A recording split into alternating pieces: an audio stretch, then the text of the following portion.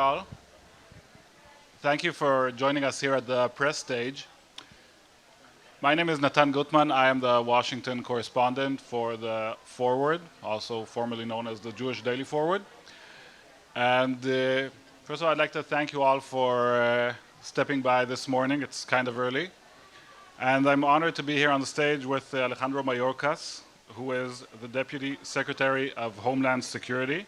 He was sworn in December 2013, and he is now the second in command of the department, which has $60 billion in budget and 240,000 individuals working in the Homeland Security Department.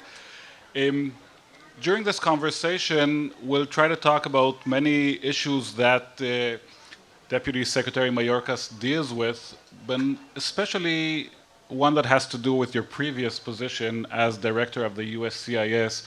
We'd like to talk about immigration, what it means to the Jewish people, what it means to the administration, and how these two things come together. How do you bridge between the needs of the government and the wishes of people that you see here in the Jewish community? But I would like to start off with your personal story, because immigration for you is something that you know from home. You were born in Cuba, right? I was, and thank you, and good morning. I was born in Cuba. My father was born in Cuba as well. He was a member of a very small Sephardic community in Cuba. My mother fled the Holocaust, fled Europe, and unfortunately left late and couldn't get safely to Israel, and so came to Cuba amongst a small group of Eastern European Jews. So you're both Ashkenazi and Sephardi. I am.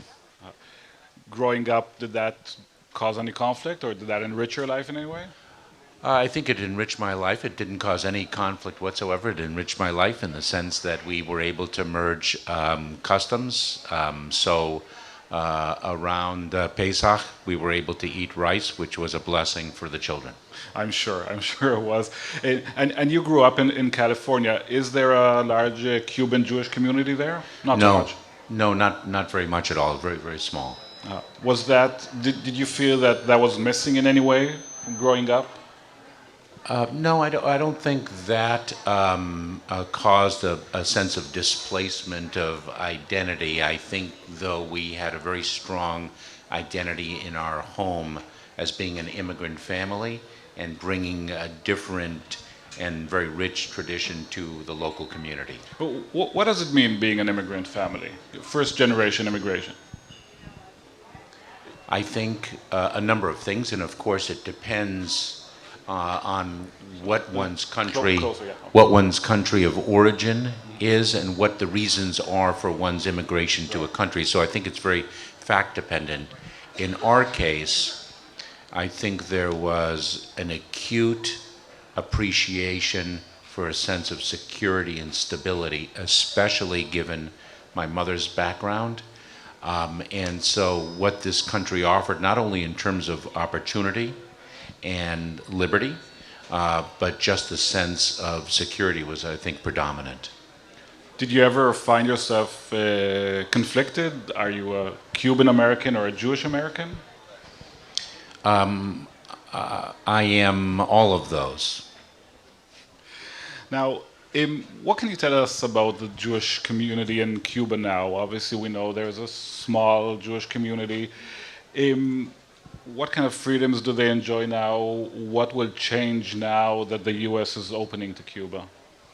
So, I was just in Cuba, and the community is indeed very small, and I draw my impression predominantly from, frankly, visiting the small Jewish cemetery on the outskirts of Havana, and it struck me as being somewhat neglected, and so I don't know how vibrant the community is right now, but I think the promise of the future brings a promise of vibrancy and reinvigoration. Are you under impression that once gates open, Cuban Jews will want to move to America? So I think that question is a question of personal choice. I don't know that I can make a judgment as to the collective But I know that the aspiration to live in a democratic society is a part of a tradition as well. Now, can you, obviously this is not necessarily what you deal with on a daily basis, but do you have any thoughts about the future of American-Cuban relations? How will it play out from here? Everything seems to be changing very quickly in the past few months. How do you see the future of this relationship? So I think things have changed very, very quickly insofar as very momentous and historic decisions have been made. I think the decision to normalize relations with Cuba gives us a sense of speed, but the administration recognizes and has stated quite publicly that the process of normalization is not a process that will occur overnight, but will take a great deal of time. There's a great deal of work. And of course, underpinning this are certain laws that would have to change for a true normalization to occur. Now, I'd like to spend a few minutes talking about your previous position as director of the USCIS, which is the United States Citizenship and Immigration Service, if I'm Yes. getting that, that replaced the INS, right? Yes, so it was an offshoot of the INS, as was Customs and Border Protection and Immigration and Customs Enforcement. Now, you took over this position in 2009, and first of all, this interesting anecdote that I was not aware of until a few weeks ago, all the 5 directors that have served in this position since the formation of the USCIS were Cuban Americans. So there have been 4, All right. and we've all been Cuban Americans, yes.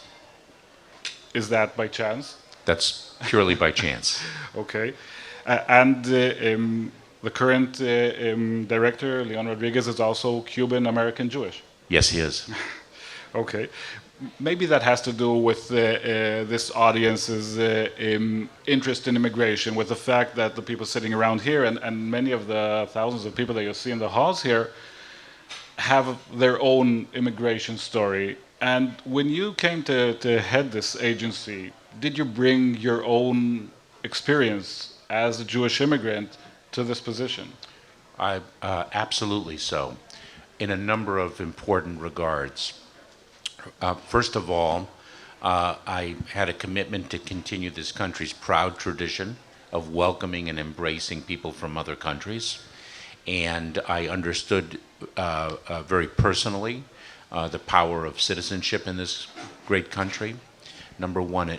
Number two, I also had a great sensitivity to the fact that the agency is funded through the application fees that immigrants pay and that the agency collects, and so a sense of fiscal responsibility and the value of the dollars that we receive and spend was uppermost in my mind throughout my tenure. Did you feel, was there any frustration running this vast agency that deals with one of the most sensitive issues when there are so many thousands of people that want to become Americans but cannot? I don't know that that was a source of frustration. I think the source of frustration was a profound appreciation for how broken the system is. I will tell you that my background professionally is as an attorney, and most of my career as an attorney was spent as a federal prosecutor. And the criminal justice system has a very well-organized set of statutes and rules, and I did not find that to be the case in the immigration system. And so when we hear public figures and advocates speak of a broken immigration system, I think that is absolutely true. When you say there are no clear rules, what is the situation that you're describing? It sounds, I guess, a little disturbing for people who are listening. The entire immigration system isn't ruled by clear definitions? Well, I think there are, for example, statutory provisions in the INA, the governing set of statutes that that administer the immigration system, that are in conflict with one another. There are ambiguities that have remained unresolved for many years, as well as those conflicts. So I'll give you an example. it is possible for somebody to be eligible for naturalization and at the same time be eligible for removal from the country. And then what I found is when I entered the agency, that sometimes in one office the agency would reconcile that ambiguity by naturalizing the individual, and in another office in a different part of the country, the agency would reconcile that ambiguity by removing the individual. And that's a perfect example of an ambiguity that reflects a broken system, as well as the need for bringing a greater vigor to the administration of those laws. That's an amazing example. But here's the question. The system is broken now. It was broken when you were director of immigration. It was broken before. There are 11 million undocumented immigrants in the United States. And frankly, attempts to fix the immigration system have failed so far. What can be done? Well, I think there's not necessarily an easy solution, but there's a solution immediately in front of us, and it's been in front of us for quite a number of years, and that's comprehensive immigration reform, which is an overhaul of the statutory scheme that governs our immigration system. The president has spoken of that not only since day one of his administration, but before then. And I think that's something that everyone recognizes, but we haven't been able to achieve the political solution. Did you ever have conversations with I guess mainly Republicans that oppose comprehensive immigration reform? Can you understand where they're coming from? Well, I mean, I think what I have certainly heard in those conversations is opposition to addressing the undocumented population in this country and the notion of a path to legalization, which is one of the principles of the Senate bill that was passed a few years ago, and I think they oppose that very strongly. They deem it amnesty, and I would respectfully disagree. Looking, I guess, to the next administration, is anything going to change? Can anything change? Number one, I'm an optimist. And number two, I think how compelling the need is only growing. And I think it's frankly inevitable, and we should be confronting the future today. I'm pretty sure that this is something that the audience here would agree with you about, as is the other issue that I guess immigration officials have to deal with now, and that is how many refugees can America absorb? We're viewing what is probably the world's largest refugee problem, stemming mainly from the Syrian civil war. People are fleeing Syria, obviously, to Europe because that's where they can get. But America seems to be watching this from the sidelines. There was a small increase in the quotas. It seems to be a drop in the bucket. What can the United States do to dramatically address this international refugee problem? So let me say a few things, and I would say that the United States is not watching this from the sidelines, but let me step back, if I may, sure. Nathan, and share a few thoughts. First of all, historically, we as a country have admitted more refugees than any other country in the world. This crisis is changing that paradigm, not necessarily by historic commitment or planning, just by the exigency of the situation that you have literally millions of people fleeing Syria and many hundreds of thousands landing on the doorstep of Europe. And so it's not the customary programmatic admission of refugees, but it's rather an urgent situation, a crisis. So number one, we have I think the noblest tradition and the most prominent tradition as a country accepting refugees. Number one. Number two, we have contributed an extraordinary amount of funds to assist in the resettlement process and the building of the countries involved.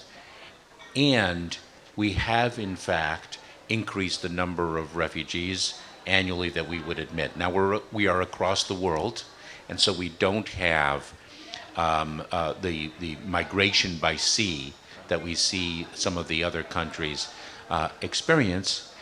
And what we are also doing is looking at the refugee system that we administer and how could that be reformed so that we have greater nimbleness in admitting more than we are today. Which leads me basically to the question that has to do also with your current position in the Department of Homeland Security. And there is this tension, it seems to be, between the desire to have as many refugees come to the United States as possible and the fact that there needs to be scrutiny and vetting of the people that are coming into the United States. And I spoke to people working on the ground. They describe a lengthy process of months long, sometimes a year, sometimes 2 years, before a refugee sitting in a camp in Turkey or in Lebanon or in Jordan can actually be resettled in the United States. Obviously, for these people, a year or 18 months is a very long time. What can be done to fix that? So that's precisely why we are looking at the refugee process, and it's not just the process that the United States government administers, but it's the United Nations High Commissioner for Refugees. It's the involvement of non-governmental organizations. We're taking a look at the process from beginning to end and seeing how we can re-engineer it so people do not have to wait 12, 18, or maybe more months before they move from a country of displacement to the United States as refugees. Can you tell us about where this process is? What can we expect in terms of processing times? So that's something that I can't prejudge the re-engineering, but we're at a nascent stage. We're at an early stage of review. We've already made some reforms, but we haven't really turned the process upside down and inside out to see where the savings and efficiencies can be gained, importantly, while not compromising the security of the program, because we are in a post 9/11 environment, and we have to ensure that the individuals whom we are admitting as refugees do not pose a security risk to our country. Some have said that the fact that they're coming from an Arab country, that these are Muslim refugees, does cause or should cause the United States to take extra measures. What do you think about that? So I would respectfully submit that doesn't identify the issue. It's not a function of the individual's religious affiliation, but it's the screening that we do for refugees regardless of the country of origin. We have a full complement of security checks, and we apply those to individuals across the board. How many refugees can the United States absorb? Right now, we're talking about 70,000 a year, which will go up to 100,000. 85,000 in fiscal year 16, and 100,000 has been the commitment of this administration to date, and we are always evaluating that. Germany is talking about absorbing 800,000 refugees. What is the limit that the United States, when you think of numbers, how many refugees can the United States resettle in order to address this crisis? Well, it's not necessarily a question of how many can we resettle to solve the crisis, right? But it's a question of how many can the world resettle to address the crisis that is before us. And then, and significantly, we have to get to the underlying reason why people are fleeing by the hundreds of thousands a particular place in the world. And I think that is also where our focus is and where our allies' focus is. So, you know, we have two systems. They're parts of a whole. One is the refugee process, which means that an individual is abroad, and we screen them to see if they qualify as a refugee for admission to the United States and travel to the United States. And then we have a very robust asylum process, which speaks of individuals who are already here, who fear persecution should they be returned to their country, and we have a very robust asylum process as well. I'd like to talk to you about a few things that have to do with Homeland Security, but before that, maybe if there are any questions from the audience about immigration, maybe we'll take a little pause here and let people join in. Yes, ma'am. The question was, we see people fleeing to this country, whether legally or illegally, from very challenging conditions, and we see them endure extraordinarily perilous and dangerous journeys, and do we just accept the fact that they will undertake that perilous and dangerous journey and just address them when they're here? Why do we accept that? Or are we too passive in that regard? Is that fair? Okay. And so I would say that we are not passive in that regard. And let me give an example, not of the Syrian crisis that Nathan referred to, but frankly the Central American crisis. So we had, of course, last summer and continuing, we had a very significant migration of unaccompanied children and families that fled Guatemala, Honduras, and El Salvador in unprecedented numbers because of the violence and the poverty and the challenges in those countries. And they traversed through Mexico and arrived at our southern border. And by the way, they did not seek to escape from law enforcement, but the children, for example, actually went to law enforcement to be apprehended, and so that they could claim protection here in the United States. You can imagine what it means for a parent to send a 10-year-old child from Guatemala alone across Mexico. And one of our most significant efforts last year was to communicate in the countries of origin and along the way not to undertake the perils of the journey, because of so many tragic things would occur. For every child that made it safely, another did not. And we developed an in-country refugee processing program that called for the orderly and legal migration of individuals from those countries. So what we sought to do was, for those who could qualify for protection here in the United States, we tried to process them in Guatemala, in Honduras, in El Salvador, so they would not embark upon this dangerous journey. In other places around the world, sometimes people just take to the seas. From Haiti, from Cuba, we've seen, people on small boats and rafts, and we try to avoid that. We try to avoid that through communications and through orderly migration processes.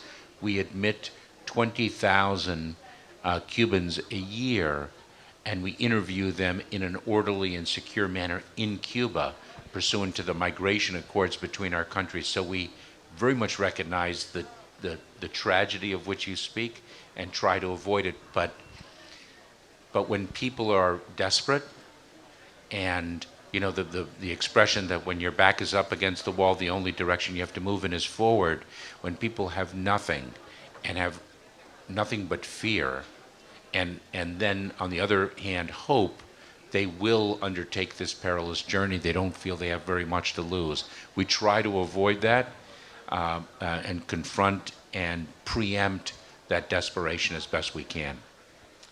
We have another question over here.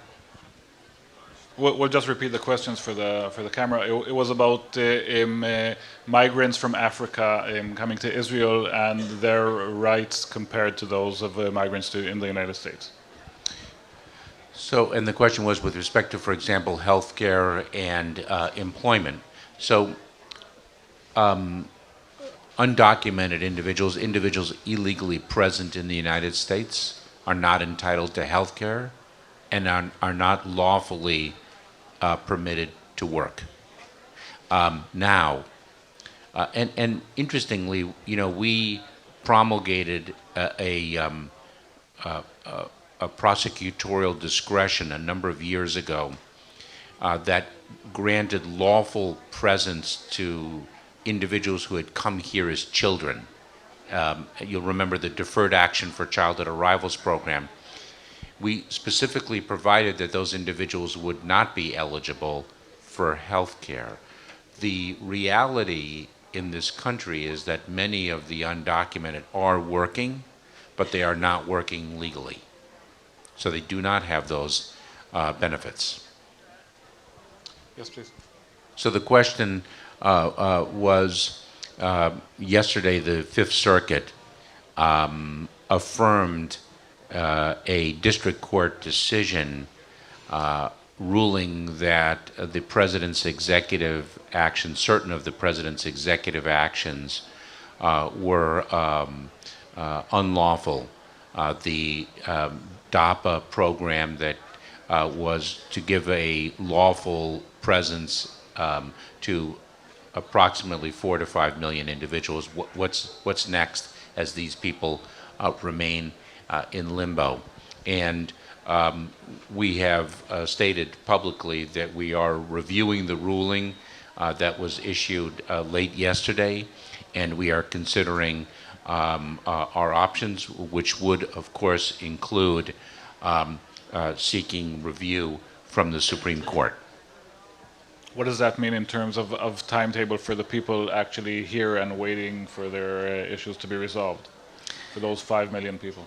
So those individuals do not have lawful presence at this time. There is, at the same time, the fact that they may not necessarily be subject to removal just by virtue of the fact that our enforcement priorities, our removal efforts are focused on the individuals who pose the greatest public safety danger to our communities. So they are in limbo in the sense that they do not have lawful presence. Some may be removed if they qualify under our priorities, but others may not be removed if they don't. We are very focused on using our limited resources in the most effective public safety and national security-minded way. Yes, there's one more question back there. So the question was, and prefaced by, not sure if this is a conspiracy theory or not, but there have been accounts that people are coming to the United States from China, Saudi Arabia, perhaps other countries, through a student visa or a tourist visa for actually the sole purpose of having a child here in the United States who will be a United States citizen by operation of law. And I guess I would answer that question in the following way. Our immigration processes present opportunities for individuals who qualify under the law. At the same time, our processes are sought to be exploited by individuals who don't have necessarily the noblest or most lawful of intentions. And that's not just with respect to the issue that you identify an individual under a student visa who actually doesn't have foremost in his or her mind the opportunity to study here in the United States. And we guard against that. We guard against that as best we can by trying to root out fraud, trying to root out bad intent, and denying applications when those infirmities are identified. Have we identified in our investigation and enforcement processes schemes where there are places of residence that are established for the purpose of accepting these individuals so that they can have their children here only to return to their country of origin? Yes, we've brought a number of those cases. Whether it's a broader conspiracy, I don't think so. But we deal with individual applications on an individualized basis, and we do have a robust investigation and enforcement effort to make sure that fraud of all types is addressed appropriately. How many people are we talking about here? Tens, hundreds, thousands? I actually don't know. I don't know. There was another question, yes. So the question was, and it alluded to something that Nathan asked me, we have a crisis in the world, a refugee crisis in the world. Germany is taking hundreds of thousands, and we in the United States have committed to 85,000 this year with a goal of 100,000 next year. Don't we have an obligation, if you will, to take more? So we are, of course, differently situated in that we are across the world, but we remain very committed to addressing this problem regardless of our geography. The fact of the matter is, as Nathan actually referenced in one of his questions, that our refugee program is designed in such a way that we cannot overnight go from a process of admitting 70,000, which we did this year, to admitting 200,000 next year. We don't have the nimbleness because of the nature of the process and the time it takes. And that is not exclusively because of our process, but it is also because of the process of which other parts are involved. So the UN High Commissioner for Refugees identifies individuals potentially eligible for refugee status in the United States and refers individuals to us. That pipeline right now is not robust enough to enable us to be in a position to admit 200,000 refugees or whatever number would be appropriate. But I will tell you that the needs of the refugee population are overwhelming the capacity of the receiving countries. And that's something that not just the United States, but quite frankly, the international community is struggling with, because it's a struggle that speaks not only, quite frankly, of the ability to admit the refugee right now, but also to absorb in a productive way the refugee for the ensuing days, the ability to integrate the large number of refugees into the community so that one doesn't have a stratified society that can be counterproductive in the weeks and months ahead. And so this is a challenge not just for today, but it's a challenge for the life of the communities and the societies on an ongoing basis. We need to reform our refugee process so we have the nimbleness to respond in a timely way to a crisis that is on our doorstep in an unexpected way. We are building towards that. Thanks. In the few minutes that we have left, because I think we need to give the stage over soon to the next discussion, I wanted to touch on the issue of Homeland Security and how it relates to the Jewish community. Obviously, the people that are here are people that participate in communal activities in Jewish institutions across the country. They go to synagogues, to Jewish community centers, and there is always this question of how safe is it? We've seen in the past few years several incidents of Jewish institutions being targeted. And I'd like to hear, first of all, your assessment. How safe is it? How safe are Jewish institutions in America? So I think the Jewish community is, and it's difficult to treat it as a monolithic entity, but I will say that the Jewish community is very attuned to the security threats, to the sensitivities.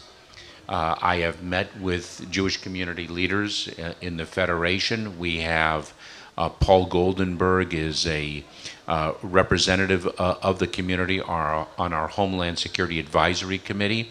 We extend federal grants to nonprofit organizations so that they can equip themselves to deal with security challenges. The Jewish community, synagogues, and organizations around the country receive a fair percentage of those grants. And when you ask how safe is it, I think the fact of the matter is that the answer to that question depends on the level of education of each institution and the communication of the lessons learned to the congregants, to the members that frequent the organizations, and developing protocols and systems and practices to not only prevent but to respond to incidents so that the community as a whole is very resilient. I think the Jewish community is advanced in that regard. We have more work to do. I met with Federation leadership only 2 or 3 weeks ago, and we developed some ideas to further the level of education and therefore level of security. Can you assure us that we will not reach a situation like we're seeing in Europe in the past year, in which Jews fear to go to the synagogue or to walk around the streets with a kippah on their head? So, look, I mean, anti-Semitism is a phenomenon that exists in too many places in the world. Regrettably, our nation is not free of it. Violent extremism, whether it is against the Jewish community or other minority communities, is a reality that we are confronting not just in the Department of Homeland Security, but across the government. It is vitally important that we continue to express our individuality, our beliefs, and we continue to observe our traditions, but that we also take the precautions that we need. If an event occurs, and of course we all pray it doesn't, that doesn't mean that the next day we don't go to synagogue, but we need to learn each and every day. Deputy Secretary Mayorkas, thank you so much for taking the time. I know there are Thank you.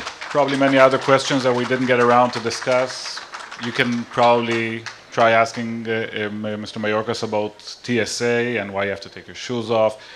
He can practice the Hebrew that he studied in the Hebrew school, which we did before we went on stage. But now we'll just give the stage over to the next event. Thank you so much for Thank you very much. Thank you. Thank you, Nathan.